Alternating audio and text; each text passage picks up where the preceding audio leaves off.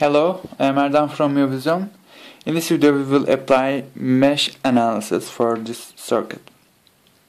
First step is to choose a ground node, but remember this step has not any effect on the analysis. It's like a tradition, it's always better to have a ground node in the circuit. So I'm choosing this node to be the ground. And the second step is to assign unknown mesh currents, and for consistency we will assign them all in clockwise direction. There are two meshes in this circuit, which are mesh X and mesh Y. I have just labeled them. And there's a current in this mesh flowing around, and that is IX, and also there's a current here flowing around, IY.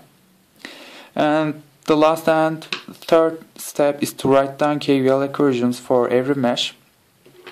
I will first write down KVL for mesh X.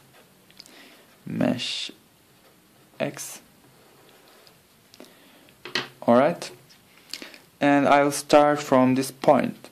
We are entering this independent voltage source from its positive terminal, and it has a voltage value of V1. So we will include it as plus V1. Next component is this R1 resistor. We will multiply current through it by its resistance value to find voltage across it, Ix times R1. And third component of this mesh is resistor R2. There are two currents affecting on this resistor. Our reference direction for this time while writing KVL for mesh X is downward, right? Ix comes and goes downward on this branch. The other current affecting on this R2 is IY, and that comes through upward.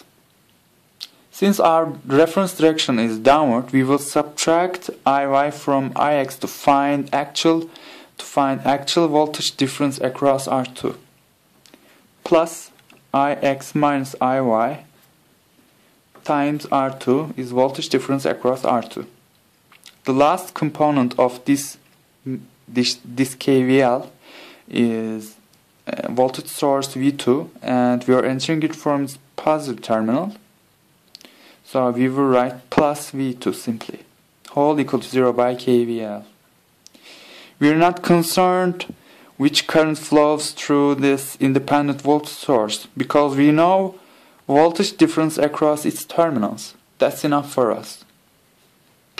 Last KVL, and that is for mesh Y.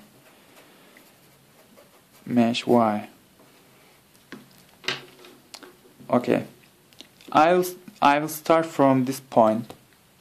Alright.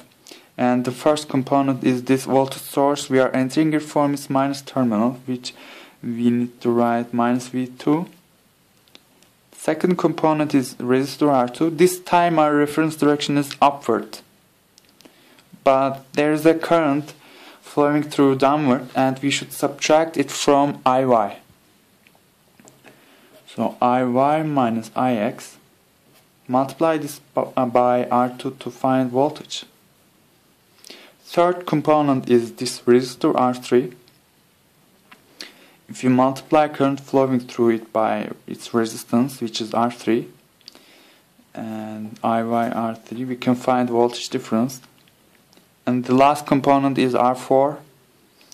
And again, we need to multiply IY by R4 to get voltage difference across R4.